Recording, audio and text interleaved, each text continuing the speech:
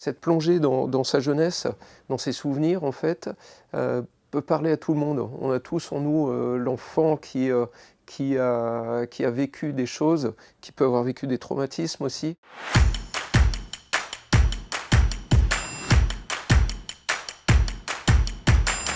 Les Crayons, c'est une bande dessinée qui entre dans la... On fait un retour dans la jeunesse de Frédéric Biel, l'auteur de cet album, qui est allé sur les pas de l'enfant qu'il était, dans sa maison, dans son école, puisqu'il avait des choses à dire, des choses à raconter, qui nous raconte vraiment de manière très ouverte et très intimiste des fois, sur son passé, puisque son enfance a marqué l'homme qu'il est maintenant et l'auteur qu'il est devenu.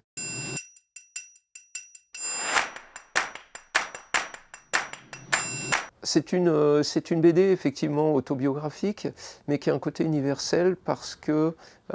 cette plongée dans sa jeunesse, dans ses souvenirs en fait, peut parler à tout le monde. On a tous en nous l'enfant qui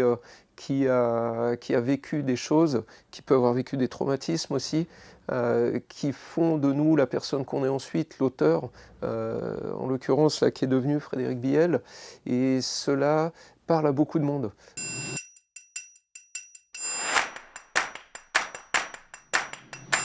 Cet album, on peut l'offrir à beaucoup de monde, puisque ce côté, c'est tout le charme de la bande dessinée aussi, à travers les dessins magnifiquement réalisés, peu de couleurs, des petites touches de couleurs justement qui viennent sur les moments importants,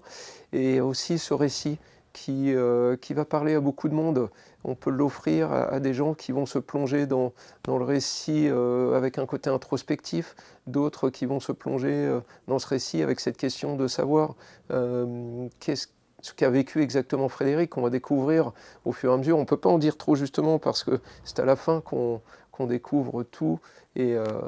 que le récit prend vraiment tout son sens.